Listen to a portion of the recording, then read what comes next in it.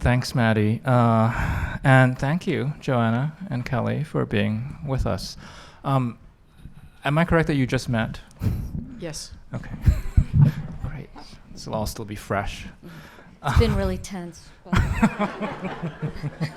Darn. We'll get through it. I wanted to just start with because Kelly's film has shown twice already, and Joanna's film has yet to show. There are 2 screenings, tomorrow and Tuesday, and both films are showing on the final weekend as encore screenings because they were so popular. So since nobody's seen Joanna's film, Joanna's film, we maybe won't be diving into the details. No, but we want to talk about your work, your body of work, and your practice. But I thought I would just start with this idea, this very simple question of where films come from for both of you, because you just made a face. It's a big question. No. Well, okay. I'm very nuts and bolts. I will narrow this. I will narrow this down. Now, some filmmakers talk about how they make a film like sort of in opposition that's completely different from what they've just left behind, and some people, just pick something up that was sort of residual from the last film, and I think it could be sometimes both.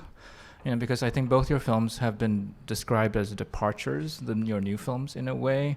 Kelly's film is a comedy, and Joanna's film has supernatural elements, although it also has a lot of things that are very connected to your previous films. So I'm just wondering if you can just talk about how these 2 came about and whether there's just a general sense of whether you work against something or whether you continue threads from one film to another. It becomes more and more difficult in a way to look back and work out why things came about or what leads from one thing to another. But I know we're here to talk about these things. So I definitely take something from a previous film that I'm still interested in that carries forward into a future film. And it's not a particularly conscious thing. Mm-hmm. And it's not always the same type of thing. It might be a character, or it might be a place, or an object even. So there's some sort of game. I don't know, increasingly, I don't know if you find this, I don't see the films in my mind's eye as kind of separate from each other.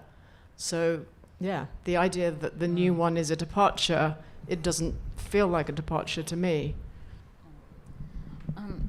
I want to move on after film. I want to not think about what I just did. And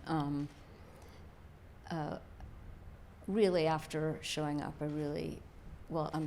I've shot enough in Oregon, and I really want to get out of Oregon. But it's been good to me. But yeah, I really want to. I always think I'm doing something completely different, and I always go through this period of thinking like, it's not going to be straightforward narrative, and it might be elements of, I don't know, I just think it's going to be, and then by the time I'm making the film, I realize what a one-trick pony I am, and here it is again, and sort of like, oh, this, okay, yeah, got it. It's not that different, but it's not that, I always think I'm just going to be breaking away from story in a way that I am not completely capable of, and so I want things to be more. I imagine the next thing being so much more different than what I just did, but it doesn't always work out that way. What do you mean by breaking away from story? Well, Michael Amaretto's here. I remember you saying, like, you throw a story out the front door and it comes back through the window. And it is true. I work with people at Bard who don't work in straightforward narrative, and I always think it would be so great to not be so linear time-wise, and to be able to, really to be able to play with time differently would be a part of it. And just, yeah, I guess structurally, I'd love to surprise myself completely. It's interesting. I have a sense for myself of wanting more story in a way. I mean, it's not that I'm so non-linear, but at the same time, yeah, a sort of urge to be More narrative. a bit more narrative, actually. Yeah, but the way that I make my films doesn't allow that in a way, because the story has to come about so naturally. But sometimes I think, okay, I'd really like something very kind of, very clearly laid out beforehand, and then see what happens. But it never works out. I thought the last one, The Eternal Daughter, was going to be the kind of story, and I'm not sure it is, actually. So I kind of disappoint myself a little bit each time. Well, maybe actually one way to, I think it would be interesting to hear you both talk about your process. I think you have very particular ways of working. What you alluded to, Joanna, about how the films are written, really, is, I think, just a big part of how the films are. Like that you make these films because of how of the process. So if you can say a little bit about how what let's start with writing, I guess. I think you both have very particular writing methods. Maybe Joanna, we'll start with you, which is, I've heard you refuse to even necessarily refer to it as a screenplay. You have something that's maybe more of an outline, or more novelistic, more about the interior life of the characters, and you use images a lot, and the lines are worked out with the actors on set. Yeah, I mean, it's always really difficult to describe what I do, because it takes me as long to write my story or my document as it would a screenplay. So it can take a year or more to write what ends up being just 30 pages. And so it would seem to be actually not very much there on the page, but it's taken me so long to work it out. But it's more like, I don't know, a short story, or it's a very internal description in a way. All the things that you're told to not do with the screenplay, which is, write down the thoughts of the characters. I kind of write all that internal life, so it's a kind of internal map or something. But the way you shoot is so specific to what's happening in the scene. I'm surprised that it's not that you're not writing with shots in mind, or setups in mind, or sequences. I might make notes about them, but it's not in this document. Right. And I find it very easy to forget. I don't know if you find this from film to film, actually what I did. So what I've just described may be kind of partly a lie in a way, because there's so much else that goes into making a film, and so many conversations with my collaborators. So there is actually, it's true, there is a lot worked out, but it's not necessarily in this sort of neat thing that you can see. Oh yeah, and hang on to. So it's in notes, and it's. I just mean more in your brain. I guess in my brain, there's a lot, and that's always it's always it's never satisfied. Yeah, there's always too much in my brain to fit into one film in a way. Right. So it's but there's no neat way of describing it really. And Kelly, writing for you, has it been more or less the same since you started collaborating with John Raymond? No, it's always been different. On each film has been really different. Well, in the beginning, when I first did the first film with him, I didn't know him, and I just got a short story from him and turned it into. But and then he became interested, so it became more sort of figuring stuff out before it was a script. It involves so much hanging out, really. I don't even know how to sort of separate. We wouldn't even agree on how things go necessarily, but I think we'd agree that he ends up, after all the hanging out, doing a sort of first. He loves the first, this. And I love the nitty-gritty of how things are going to be done, and taking things apart and rearranging and connecting things. But now I'm writing alone for a minute, and that's been fun too. But I think of, I like to think about what things I can't, and part of it's just, I guess, practical, that I need to think about. I can't separate like what means I'm going to have. Like, I can't help but to think about how I'm going to be able to do things and what they're going to look like while I'm writing. Not that that ends up in a script, but that that's part of it. Yeah. Maybe we can move on then to, like, you know, when you... That was so much less magical than it was supposed to be. The inspiration comes.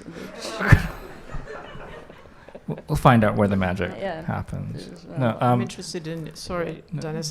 Yeah, the trouble is I have so many questions I want to ask Kelly. Oh, you should absolutely ask Kelly questions. But I'm just so interested because I work alone on all my films, so I'm kind of envious of this relationship you have. And I know you've just said you've started to do stuff on your own, but it must be so nice to bounce things around. And it's great. Yeah, that part is really good. And even when I'm writing on my own, I mean, John has a novel right now and he's working on some other screenplays, but we do come to points where we're like, let's take a breather. I mean, we're super close friends, so we're very guarded over that. But regardless, he'll be talking to me about this other screenplays he's working on, and I'll be talking to him about what it is nice to be. And I've had this with Todd Haynes, the same amount of years, 30 years of talking to the same friends about, and you can just jump in and have an ongoing conversation with it, you know. It's a big part of the work, that ongoing conversation. Are you working with the same DP all the time? No, I'm not. I've worked the last film, well, the new one, The Eternal Daughter, I shot with the same DP as Exhibition and Archipelago, actually. So we've done 3 films together, and then The Souvenirs were done with another cinematographer, David Radica, and then unrelated somebody else. So actually, out of all the sort of collaborations of mine, that's the one where I'm sort of the least faithful in a way. Right. And the everyone else, like the production designer, my editor, script supervisor, even they're all old friends now from the first film. Oh wow! Which is so. I mean, I know you have that too. It's just an unbelievable delight to deepen that friendship and that way of working. And I don't know. I feel I'm braver when I'm surrounded by these great people, and we're all sort of pushing each other on. It makes it a pleasure, basically. Yes. And Kelly, you're quite loyal to your cinematographer. Yeah. Yes, I am. Well, it took me a long time to find him, and yes. Yes, and so I mean, because it's the most important collaborative person you're going to work with, and it is really hard to find the right person, and it sucks when it's not like a great thing, and for so many reasons it cannot be great, just having to do with the nature of the work, and so. I mean, the great thing about Chris Blauvelt is he gives you the ultimate gift, is he gives you space to figure out what you want to figure out, and then just, sort of pokes me when I'm like, I've gone over to the wrong side of the room and pulls me back or whatever, but he's there to make it better, and and not rushing you. That's so nice. No, and not imposing anything. He is very generous with space, which is an amazing thing. And speaking of cinematographers, we should say that Ed Lockman's here tonight, who's, I think, a hero to so many people.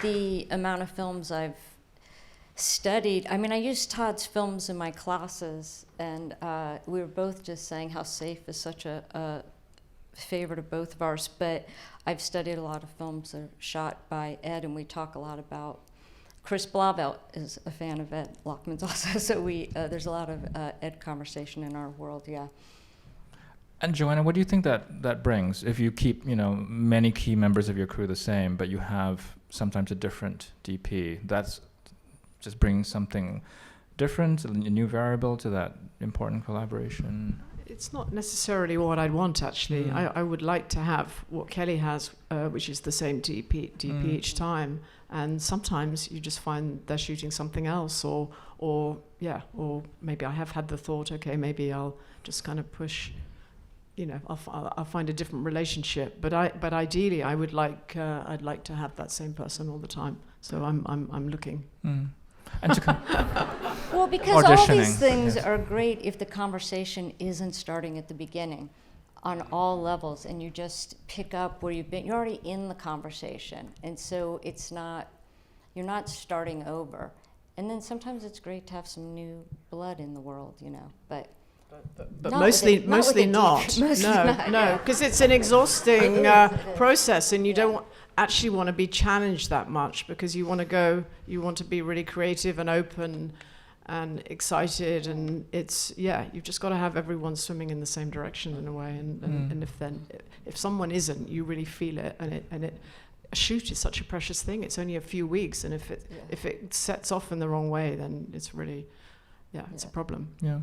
To come back to what you were saying about writing, would you want to collaborate with the right person, or do you think that's not possible given how you write?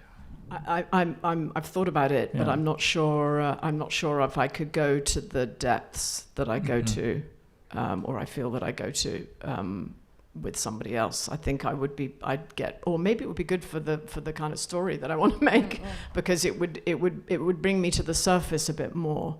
Whereas I'm very I kind of get into quite a dark place sometimes, and maybe. Well, again, the right person, and if I wanted to do a particular kind of film, then maybe. This idea of going to the depths, does it have to do with personal material or autobiographically, sort of inflected material? Not even just that, but I feel I have to understand this thing that I'm doing. It's just an instinctive thing. I'm really not thinking about it consciously, but I have to sort of know what the bottom of it is somehow. And in order to do that, I've got to. There's quite a bit of soul searching, even if it's not about me, the film. It's sort of, it's just getting to the soul a bit or something. Right. I couldn't. I think that maybe the part you're talking. After, there is a point where like John has to go away, and you have to have all that, and you take it all apart, and it's hard for screen. That's another hard partner to find, because again, that person has to know that what they're involved in isn't going to be a final thing, and is part of something else. And it's not like it's not like writing a book, and you got to really be able to let go of things. And that's interesting. So he knows to step back at a certain point, or you slightly push him back, or he's done. He likes the first whoosh, and then he's like, it's fine. I'm like, no, it's not.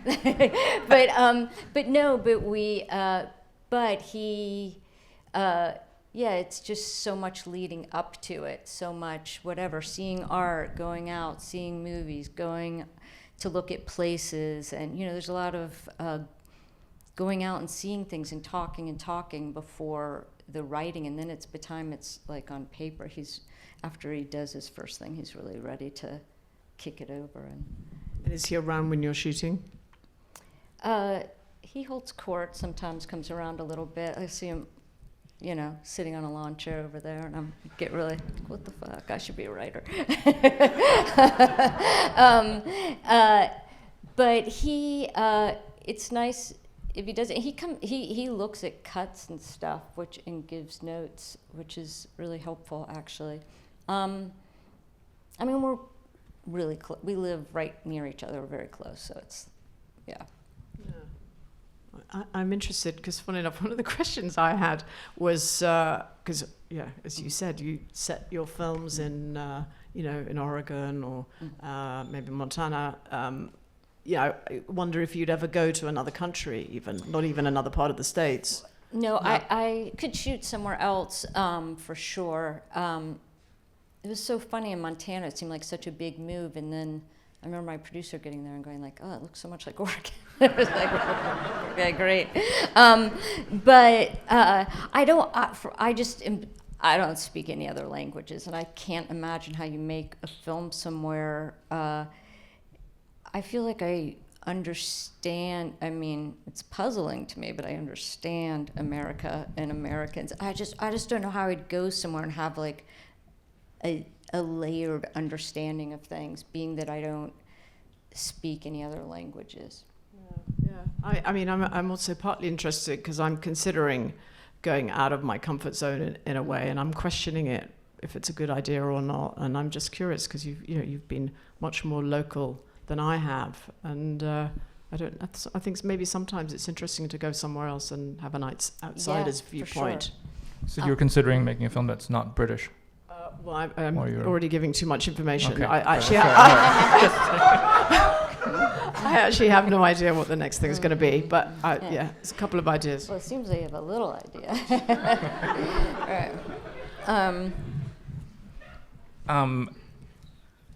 I want to actually kind of maybe take you through more like aspects of just the process, because I think it's really interesting to hear you both talk about it. Can we maybe talk about actors and maybe casting first, and then working. Nobody's ever had a real conversation about casting. It can't be done. I mean, it's just not practical. I mean, anyway, I've already said too much. Like, I'm like, it's a, I don't know, cast. Yeah. Have you got a casting director? Yes, Gail Keller. And she's great. I mean, I don't know what is your, you get, when you're casting and you're getting financing, are those two things hand in hand? No. Yeah. No, not yet. And I would prefer them but not to I be. think that's American. But That's it is for you, American. Kelly, right? It has to be for you, isn't it? Correct. Okay. Yeah. Yes. Okay. Has to be not hand in hand. Oh, It has to be hand in has hand, to be hand in hand. because we're in we're America. in America. Yeah. Not that I love my actors, but it's it's a different. It's a thing. It's there. It exists. I was actually allowed. Sorry, I was allowed to. First, Cal doesn't have any name actors. Yeah. Oh no! Now I have David Lobb from 824 in my scope while I'm talking about this. And that was fun. I'm so lucky I've gotten to work with the actors I've worked with. That's what I really want to say. It's true. But it is when you shoot in other countries, that's not the... Well, it helps, and I think it depends on the budget level. And my budgets are kind of at the point where it isn't yet an issue. But if I decide to do something for much more money, then immediately it's going to be an issue. But it's an issue for all budget levels in America. Well, I don't want to make out that it's not from the UK, but Who is I this don't, Tilda Swinton that you're using? It's unknown.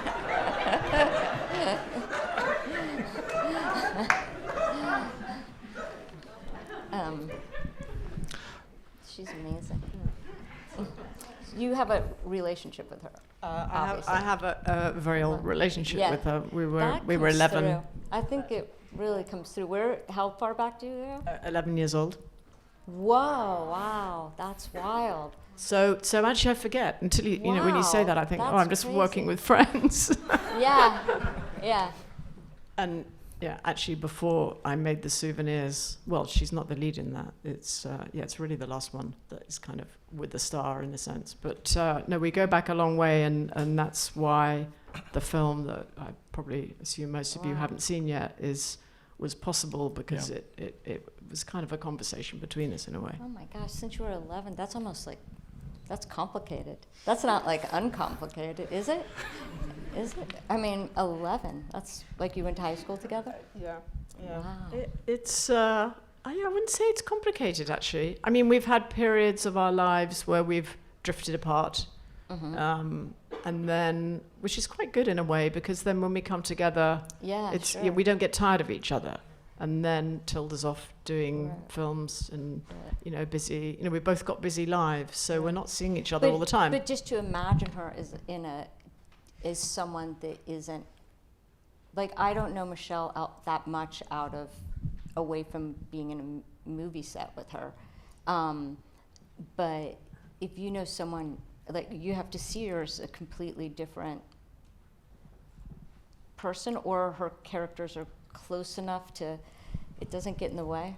Well, it's interesting you say that, because actually the Eternal Daughter, the new one, I wanted to make a version of that film with the same title actually in 2008, and then we worked together on the souvenirs, and I realized working with Tilda is not like working with an actor.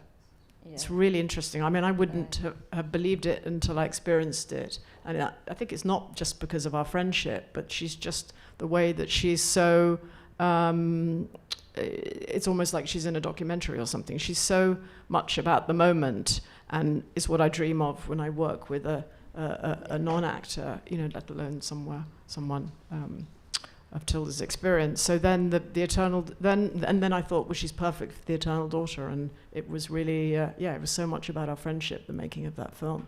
Wow, she's amazing. One follow-up casting question is actually Honor, the lead in The Souvenir 1 and 2, Tilda's daughter, of course. You found her quite late, or you decided on her quite late in the process, right? Well, casting for me comes with usually quite a lot of, actually I was going to say stress, not so much for myself, but for everyone around, because I sure like you know, I have to get the right person for the role, and usually the film is there's already a date for starting the shoot, and everything's set up, and sometimes I don't find the actor until really late on, and it drives everyone a bit nuts, but it's something, I don't know, I find I've become sort of blind to everything, all the sort of worry around me, and I just have to get that right person. And Honor, I saw Honor, I met Honor 3 weeks or something before we started that shoot, and so that was, I think I've slightly had enough of that kind of leaving it to the last minute, because it's just it takes its toll, I think. And you know, obviously she's a lead in not one film but 2 films, so it's kind of but it's not the only time that's happened where it's like at the last minute I'll find my cast.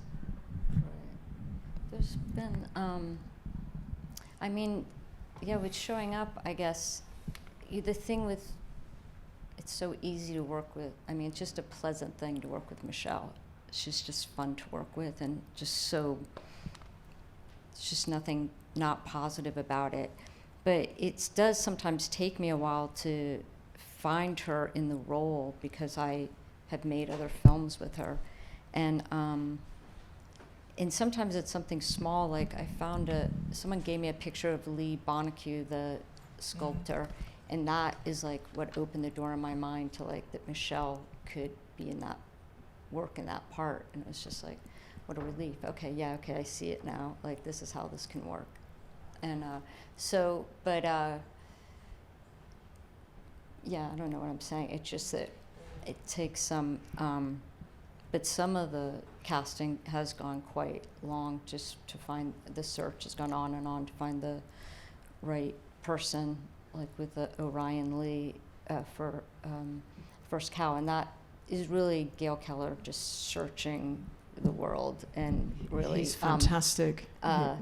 Helping, and I did a lot of readings with him from a distance, and it wasn't obvious to me in the beginning it was him, but he just kept remaining kept sort of resurfacing over a long period of time, and it worked out really nicely, but that's a process of, I guess, seeing a lot of people and trying to figure out what doesn't work, and then your idea of what you're looking for becomes clearer. Because when you're writing, you can change what you think it is in your head every day. But even with someone you know, on the moment when you start shooting, all of a sudden there's this voice that's not the voice in your head that's saying the lines and responding to someone else, and they have their dynamic, and everyone has their own body language and the way they do stuff, and it's always surprising and a relief that it's surprising, and you're letting go of something at the same time, because it's becoming a finite thing that can't keep changing. But I agree, it's a kind of Yeah. adjustment that you Yeah. have to make, isn't it? Yeah. Yeah. To stay with actors, maybe we can talk about just the process of actually working with them and directing them. And I'm curious specifically about rehearsal and also the lack or absence of rehearsal as something that, sort of shapes the films. Well, in my case, no rehearsal. Mm-hmm. Yeah, same. Yeah. Yeah. I mean, we have, usually there's some kind of week of in showing up, the artists had to work with the other artists to learn how to make the art. And so there was that process. Or in First Cow, they had to, the actors arrived in Portland and we met them and we put them in their clothes and sent them into the woods with a survivalist, and where they could learn how to do all these things over the course of a week of, making fire without matches and skinning a squirrel and cooking making traps and all this sort of thing. So there's that kind of stuff. There is usually something that has to be learned, but we don't do lines or anything like that. Yeah. I mean, you had a kind of rehearsal in a way with showing up. I watched the 2 documentaries you made. So was that was sort of, were you finding the story a little bit through that? I was, I made 2 shorts. I got some 16mm film, and it was during the writing process, and I was just, filmmaking is, you have your alone time where you're building your books and writing, and then you go through this big collaboration time. And I just wonder, people, you become envious of people who just go oh, I'll just pick up this piece of clay and go in my studio and make something lovely. It's like, oh God, really? No meetings, no fundraising, no anything. Just so I wanted to. We were working on the script, and we were really sort of in a little bit of a lost patch from the direction of what we thought we were going to make and what we were turning towards. And I went to Michelle Segre's studio in the Bronx and filmed her working, and Chris was in town and came with me, and it was really fun. It was super low stakes, and it was like, usually, because Chris is such a great operator, if the camera's moving, it's in Chris's hand, but it was just like, oh yeah, I was like being in, I was just like, yeah, it doesn't matter if I fuck this up, let me do this. And it was great, and just to see how someone works and how I would film someone in their studio. And then I went to Long Beach and filmed Jessica Jackson Hutchins in a ceramic studio where they have these giant kilns, and I got out there to meet her, and I worked with some old students of mine, which was really fun because they're like adults now, and they came with the camera, and she said, I finished all my work, I'm just doing emails today. I was like, no, you're not. So I ended up having to direct, kind of figure out things for her to do so that I could, unfortunately there was someone else working there that I could also film, but it became so, and also I was like, well, don't open the kiln till I get there so I can film that, because I wanted the real experience. And she had already done it before I got there, so it was like, she was like, I'm a good actor, I can do this. So it was just like, this isn't what I'm trying to do right now, but it was interesting. But it was really helpful in just learning what people's tools they use and how they move around their space, and but each of them would sit and do something for a really long time. You're like, okay, I can't. Okay, oh, it's been 10 minutes. Okay, it's a lot of film. Do something else. What else can you do? So it wasn't like documentary as much as I wanted it to be. It was. Or maybe that is how documentary goes. I don't know. But it was great to do, and just go film something and have the stakes be so completely low was really fun. Maybe we should wrap up the process question part of it and talk about editing. That's process. Yeah, that's my last process question, and then we'll move on. Okay. But I think it's been a very illuminating to hear you both talk about process. So maybe we'll move on to other types of questions. But editing, Kelly, is something you do yourself. Yeah. I really love editing. It's a lot like writing in a way. I mean, you get back to it and you've been with a lot of people and then you're by yourself again.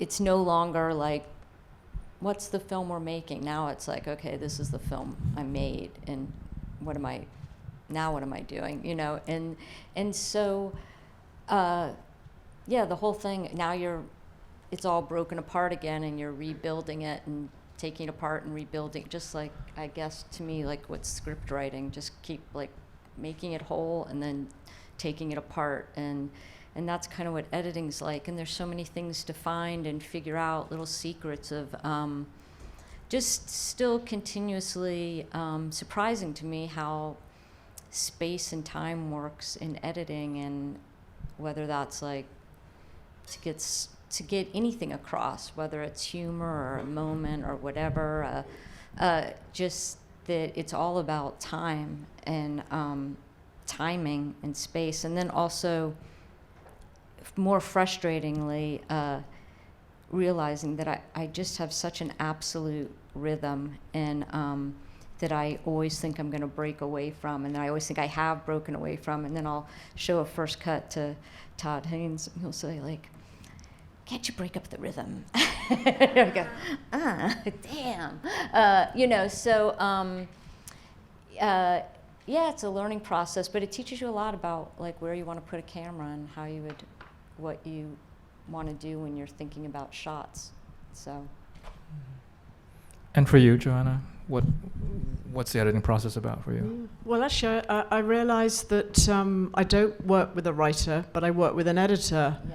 And it is a form of writing in many ways. So I get that companionship for that time, and I'm always wanting to change the rhythm of my films, and I always think, oh, this one's kind of really fast moving and really got a very different kind of thing going. And I think we all have our own personal rhythms that are reflected in our films. So I can't change who I am in a way.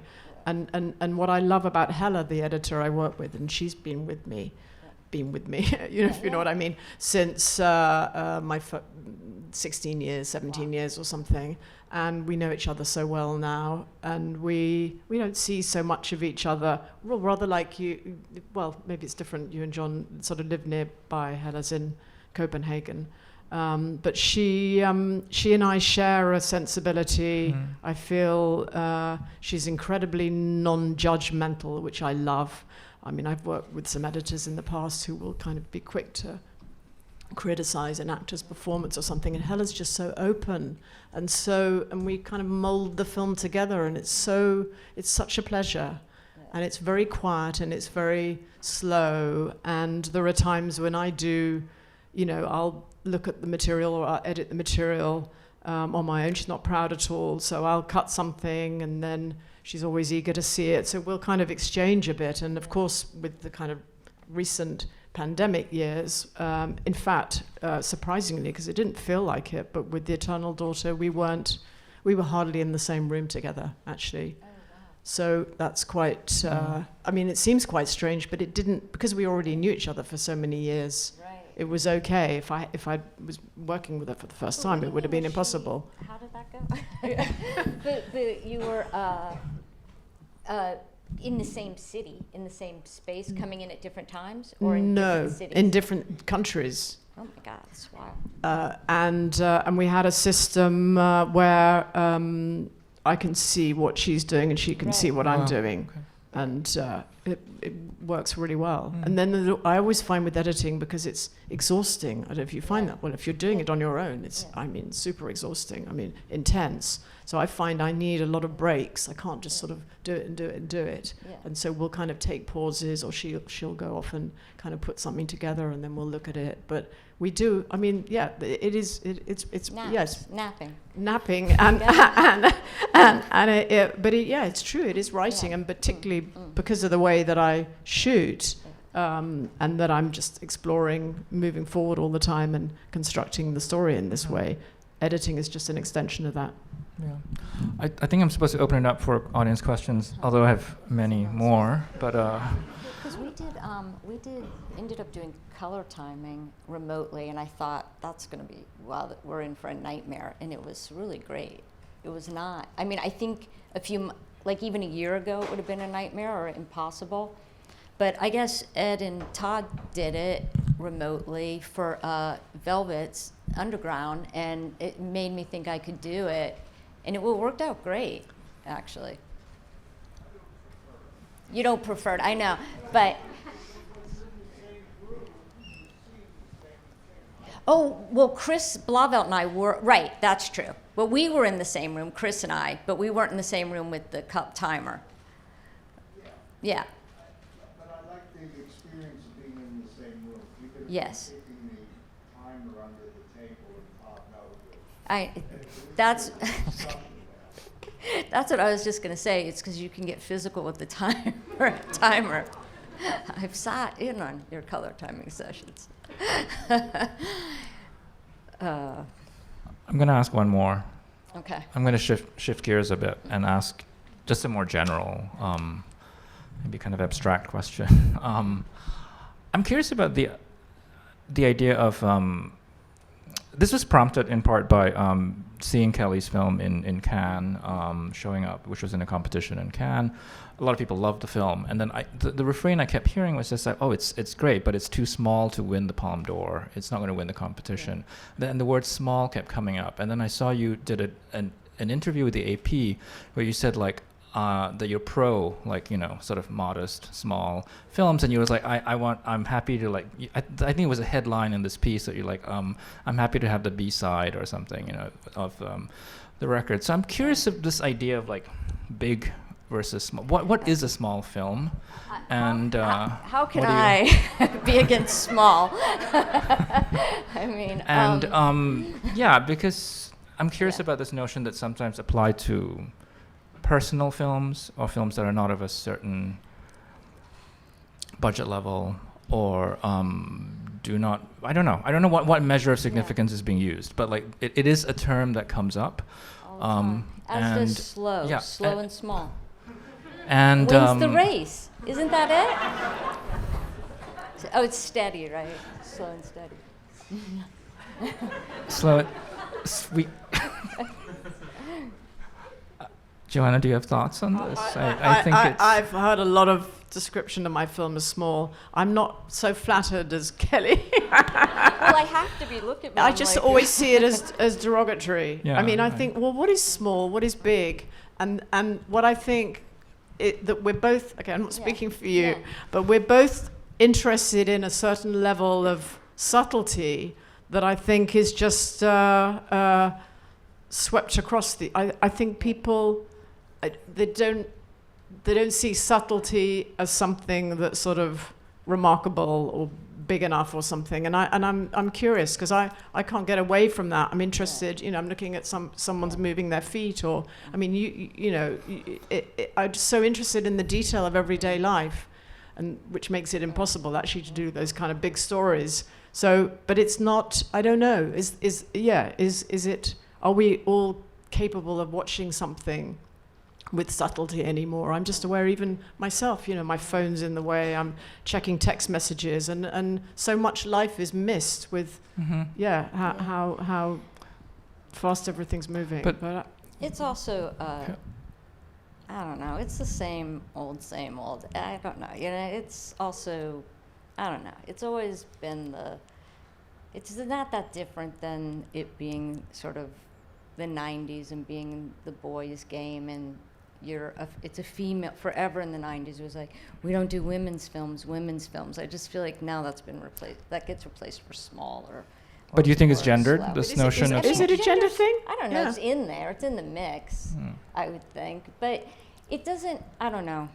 I don't feel it as a gender thing, actually. I think it's just a I like quality to of see attention. I see everything that way.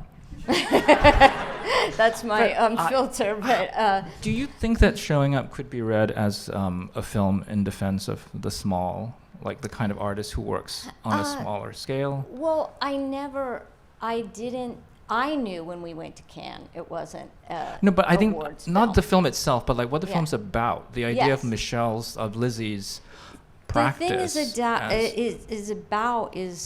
is people that get up every day and need something to work on, like the way you need to eat food. Like, this is what keeps me grounded. This is what keeps me connected to people. This is what makes my days. I need to, at the end of the day, if I say, was today a good day or not, it's like, what did I get done? You know, it's like,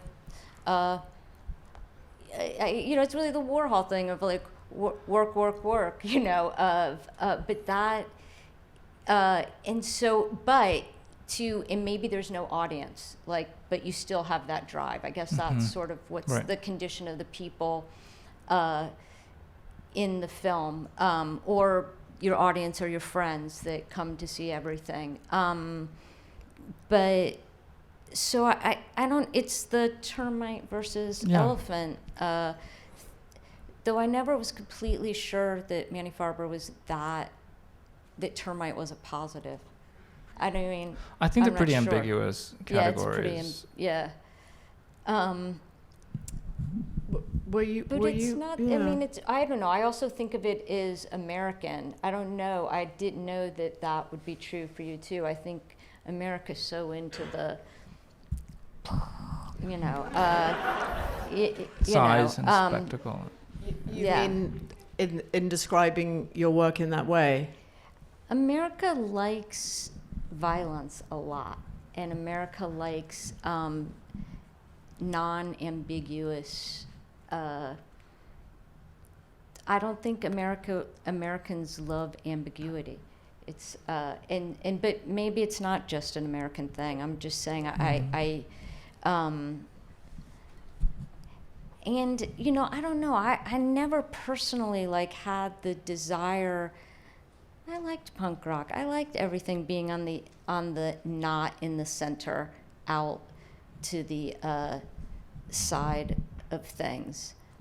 I mean, when you don't win at Cannes, it means you can go join all your friends that have come with you to the festival on the beach, and when you do win, it means you got to get dressed up again and go back to the into another night of like the thing. I don't know. I'm quite satisfied being on the, I don't know, I'm happy to be on the, whatever it is, around the edges. Just to conclude, you were referencing Manny Farber's Yes, yeah. white elephant art versus termite Yeah. art. I think the other another paradigm, which I think you referenced, I saw something that cited a talk or something you gave in Locarno, which is the Ursula Le Guin carrier bag theory right. of fiction, hunter versus gatherer. Right. The weapon The spear versus the the bag vessel. that carries the Yeah. seeds. Yeah. So maybe that's another yeah. way of thinking. No, her thing is perfect. Yeah. That's really a perfect, yeah. Okay, I think I don't know how many questions we can take. 1, 2, 2. Okay. All right. Yeah, right there.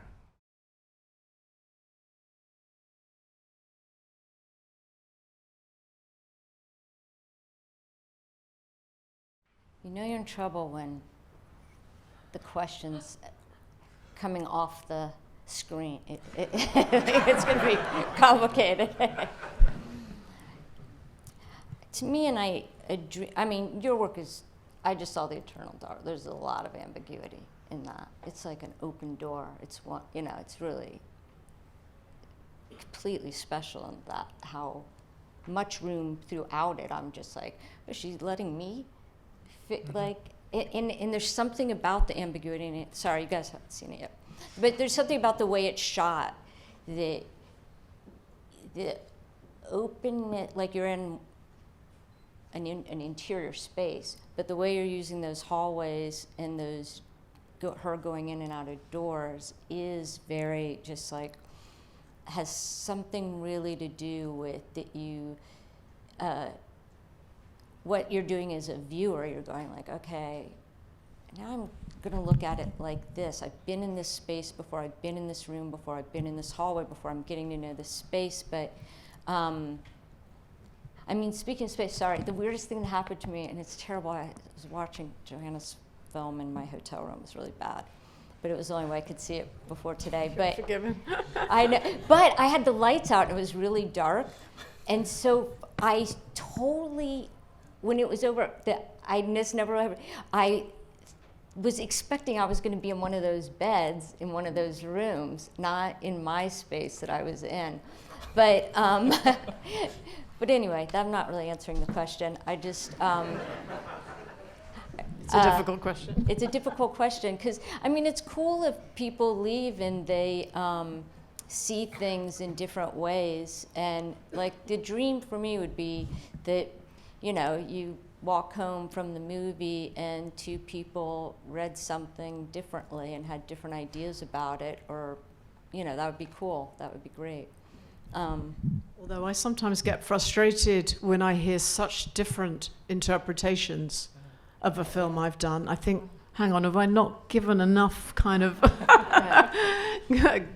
guiding here? There's something when it's too, when I can't connect at all. I mean, I'm not expecting to connect to everyone's response at all, but when they're so different, I think, wow, they've just seen. It's like they've seen a different film from each other. Well, talking about Safe, I mean, the end of that film, to me, is not that, I mean, there's people, when that film came out, people really tried to see a happy ending in that film. They wrapped themselves in knots to see a happy. Some people still do, I think.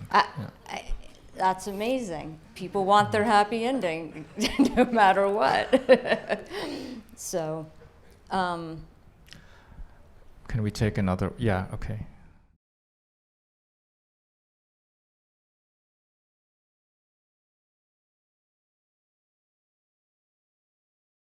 Well, John always wants to do a high school comedy, and he's always trying to shove that into everything.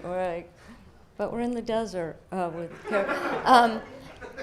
It's been such a completely dark time that we're in, and I think a really scary time, and so it was really for I think our own mental health at the time to try to do something with some that we could live in that had some levity to it and some pleasure and some beauty, because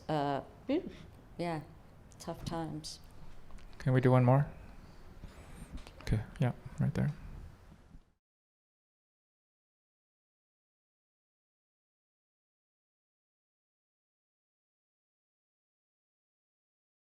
I mean, this isn't exactly an answer to your question, but I find I'm kind of writing as I go along. So my thoughts are always. I mean, I'm changing so much because Are you shooting in story order? No. God, no. I wish. That would be fantastic. So I shoot. Yeah, always, and I have to find this. I have to find the film to fit. I mean, the story has to fit that. That's the main thing. That's my main aim in life is to shoot in story order. So I'm just preoccupied with where the story's going, I guess. I mean, among many other things. Wow, that's great. Of course you would have to. Well, thinking of, no, I wish. But yours feel like they are. So that's, Nothing can be. Yeah, they're not. They're none of them. No. Well, no. No. First God, cow? No. Wish. No. That would be so fantastic. That would just take so much off the plate. But it's all about locations and when you can get to them. I don't know, for me, there's always a great thing that happened in First Cow as far as going to work was, going to work used to be one of my least favorite times. I would ride in the van with the producers, and I'd get in the van and I want to think about the problem I have to solve in shooting, and they'll say like, hey, and bring up some logistical problem that, like, for Thursday, and I don't care. I can't think about it. And so on First Cow, we agreed that I would never be in a car with them, and it changed everything. We all liked each other so much more. So just so that you can, I mean, in showing up, I could walk to work sometimes, which was amazing. And we did have, at the school we shot at, we had the whole compound. So our production office was in like one building, and then the next building was the set. And that was almost like as close as I'll ever get to working in a movie studio. So that was cool. That was great. But there's always, yeah, it's great to think about, well, yeah, it's funny, I am thinking about the shots, you know, and where we were showing up, we were shooting in one apartment building. Chris Blauvelt was living in the place next door, and I like to get there early and just be alone in the set before anyone comes. And I just get there in the morning, and he'd open his window, and his arm would come out and hand me the finder. He's not even dressed. He's just like, here's the finder. And I go in and have my time to myself and try to, you know, problem solve before, or just get having time to yourself before everyone's there is really nice. I just want to say before we go, I'm just such a huge fan of doing it. And it's such a pleasure for me, and really so happy to be doing it with you, Dennis. Yeah, thanks a lot. Thank you to you both. Yeah. This was really wonderful. Yeah. We should make it an annual event, maybe. Yeah, we'll come That's back. great. Joanna, thank you so much, really.